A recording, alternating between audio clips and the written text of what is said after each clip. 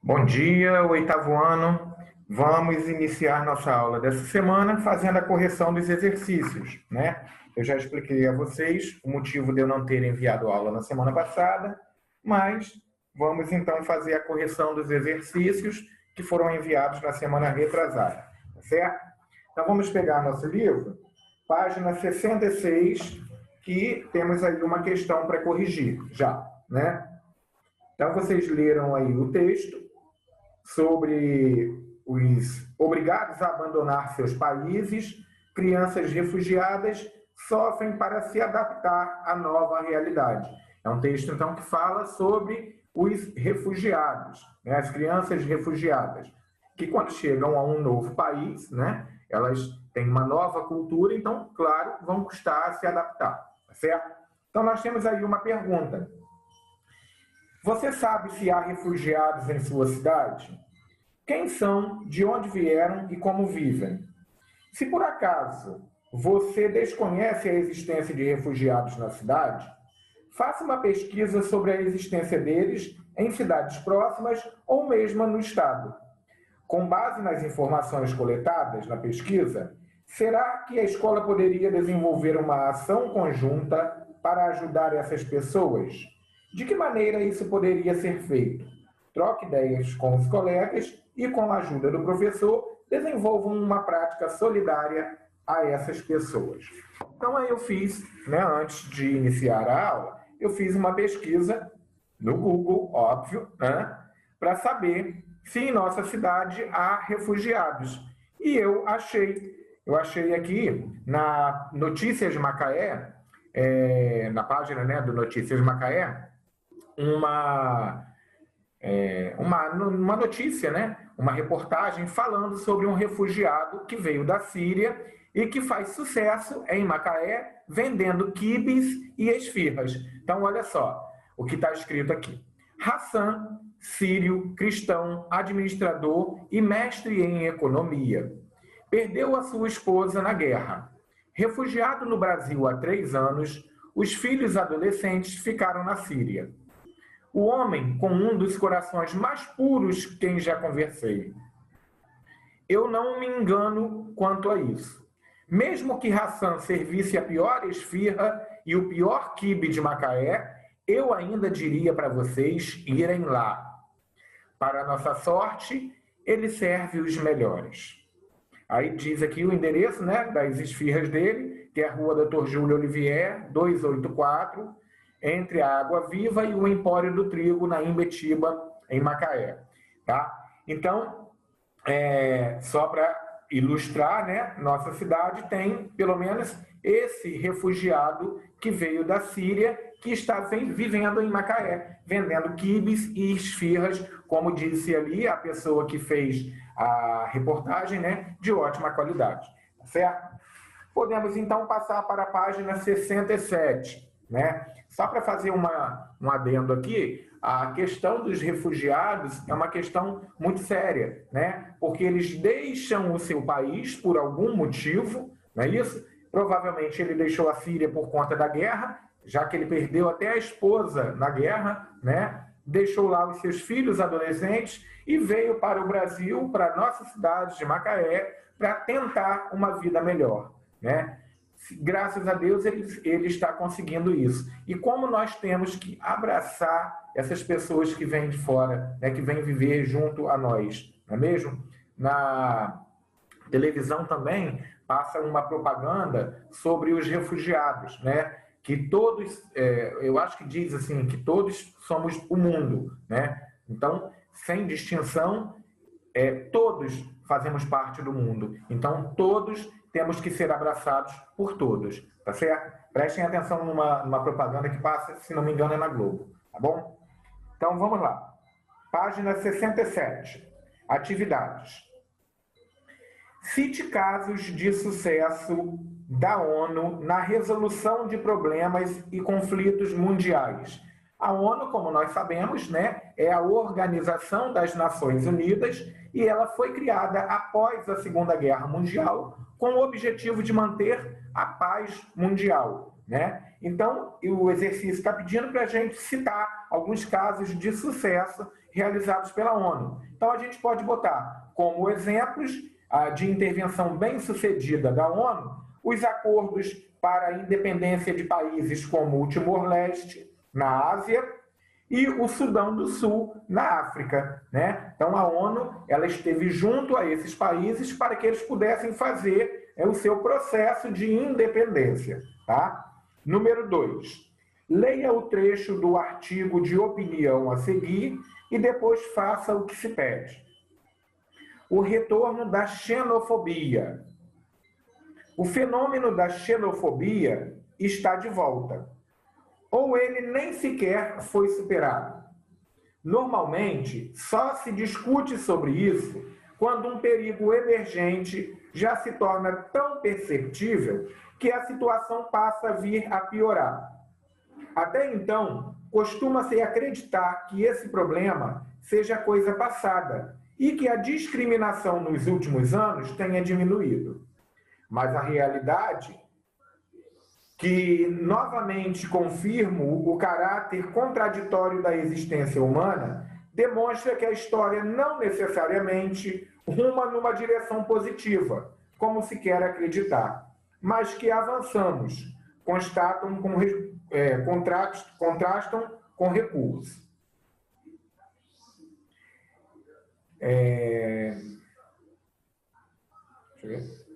Ideias que se tinha como fora de moda, absurdas e retrógradas, podem novamente vir a ser atuais e modernas.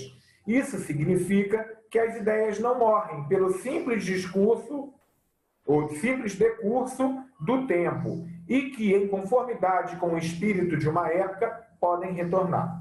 Então, o texto está falando sobre a volta da xenofobia. O que seria xenofobia, né? Seria aquele desprezo aos estrangeiros, né? O descaso aos estrangeiros, a aversão aos estrangeiros. Isso é a xenofobia, né? Não aceitar os estrangeiros em nosso país, né? Como outros países também não aceitar a gente, né? Então, isso é a xenofobia, tá? A não aceitação do estrangeiro no determinado país, tá bom? Então, vamos à primeira pergunta. Com base no contexto do artigo, explique o que é xenofobia. Já explicamos, né? Seria o sentimento de repúdio e aversão ao estrangeiro, tá? Letra B. Mencione um fator de ordem social que leva à prática da xenofobia e faça uma crítica a esse comportamento. Aí a gente pode dizer que a intolerância religiosa e política, né, assim como a insegurança socioeconômica dos países que recebem imigrantes, tá certo? Então, os países que recebem imigrantes, eles podem fazer, não aceitar até mesmo a religião dessas pessoas que chegam, né, como estrangeiros nesse determinado país, tá certo? Número 3. Os fluxos migratórios são fenômenos antigos e bastante complexos que envolvem pessoas de países, regiões e cidades de diferentes culturas e classes sociais. Os motivos que levam as pessoas a se deslocar são diversos e têm gerado consequências no campo e na cidade. Na perspectiva de entender os fluxos migratórios, a geografia trabalha alguns conceitos e relaciona alguns fatores que explicam tal fenômeno.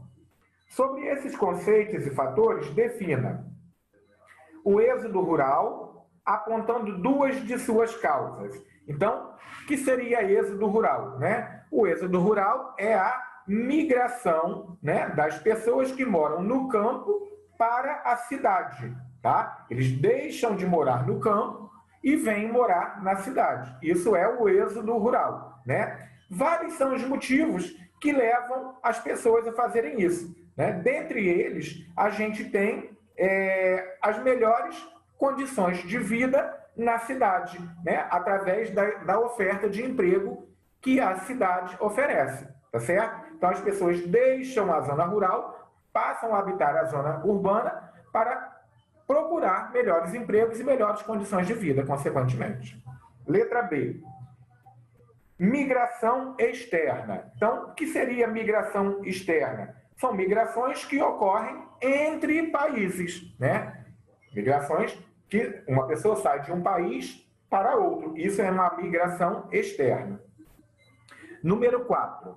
Observe a fotografia.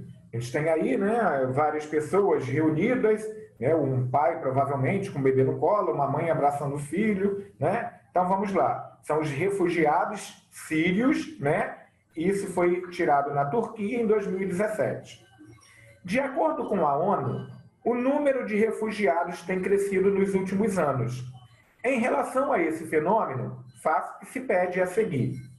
Cite duas causas principais desses deslocamentos, explicando ao menos uma delas. Então, duas causas principais desses deslocamentos. Então, os deslocamentos dessas populações ocorrem de países com baixo padrão social ou com diferentes formas de conflitos.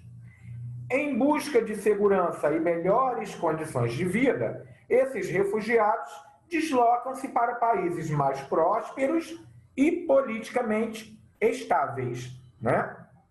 Letra B. Aborde as causas recentes que impulsionaram a migração de parte da população síria para outros países. Então, a gente pode dizer que a guerra da Síria, que começou em 2011, no contexto aí da Primavera Árabe, né, quando grupos armados tentaram derrubar o governo de Bashar al-Assad, e essa guerra vem afetando a vida da população civil, estimada em mais de 24 milhões de pessoas, né? Ocasionando aí um grande fluxo migratório para outros países, em especial para os países da Europa. Beleza? Número 5. Observe a foto a seguir e faça o que se pede. Então, a gente tem uma foto, né, na Croácia, em 2015. Justifique a tendência de muitos países europeus levantarem barreiras físicas em suas fronteiras nos últimos anos. Então, a gente vê aí, né, alguns soldados na foto fazendo uma barreira física, provavelmente para que esses refugiados, as pessoas que estão do outro lado, não entrem em seu território, né? Então, a gente pode dizer aí que essa prática é decorrente do grande fluxo imigratório para a Europa e os Estados Unidos, né? Que são territórios onde os imigrantes estão sendo impedidos de entrar, até mesmo por barreiras físicas, tá? Letra B. Faça uma crítica a essa prática. Então, que crítica a gente poderia, né, fazer a essa prática? A prática de colocar barreiras para impedir a entrada de refugiados no país. A gente pode colocar aí, né, que vocês... que existem os direitos humanos, né? Que toda pessoa tem o direito de viver e ser feliz onde que é. Que o mundo é um só, que todos fazemos parte de um único mundo, né? E por isso temos o direito, poderíamos ter o direito de ir e vir, de habitar onde melhor condições tivesse para nós, né? Nós temos um exemplo no Brasil de refugiados também, né? Que vêm da Venezuela para o Brasil, certo? Então, até mesmo ali naquela região do Acre, né, onde esses venezuelanos entram, existem barreiras, a própria população faz barreiras para impedir a entrada desses refugiados da Venezuela, né? Por quê? Porque acredita-se que essas pessoas que estão entrando no país vão dar mais despesas para o país, o governo brasileiro vai ter que gastar mais com essas pessoas. Essa é, então, a visão, né, das pessoas que bloqueiam a entrada dos refugiados em seus países, né? Seria a visão de que o governo daquele país iria gastar mais com os refugiados, certo? Passando para a página 68. Exercício aí número 1, retomar. Sobre a temática da demografia, apresente os conceitos de taxa de natalidade, taxa de mortalidade, crescimento vegetativo.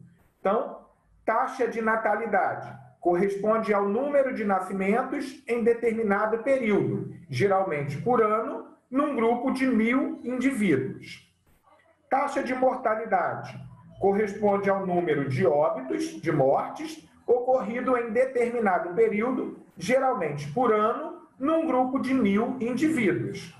E crescimento vegetativo corresponde ao saldo obtido entre as taxas de natalidade e de mortalidade, podendo ser positivo ou negativo, né? Número 2. Com base no gráfico a seguir e em seus conhecimentos, faça o que se pede. Então, nós temos um gráfico aí da expectativa de vida ao nascer de 1940 a 2016, né? E a primeira pergunta: o que é expectativa de vida ou longevidade? A longevidade ou expectativa de vida corresponde ao número de anos que se espera que um indivíduo de determinada sociedade viva. Letra B. Que tendência o gráfico revela nesse indicador no Brasil? Então, o gráfico retrata aí a expectativa de vida do Brasil, né, de 1940 a 2016, né? Então, o gráfico sinaliza para uma crescente expectativa de vida ao longo das décadas. A gente pode observar aqui, né, que o gráfico vai subindo, ele vai crescendo. Então, há uma crescente expectativa de vida, tá certo? Entre as décadas aí. C. Cite 2 fatores que contribuem para uma elevada expectativa de vida. Então, quais são os fatores que vão contribuir para que uma sociedade viva mais, né? A gente pode dizer que os avanços na medicina podem ser considerados, né? A descoberta do antibiótico, mais o quê?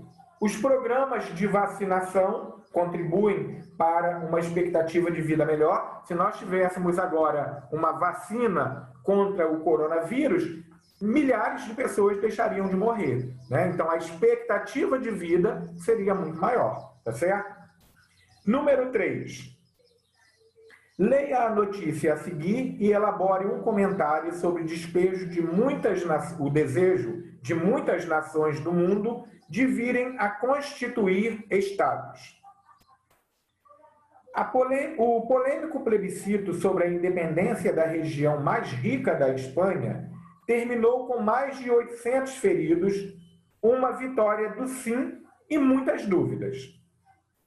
Assim, ainda é incerto o que vai acontecer com a Catalunha e como será, a partir de agora, a relação dela com o governo central em Madrid.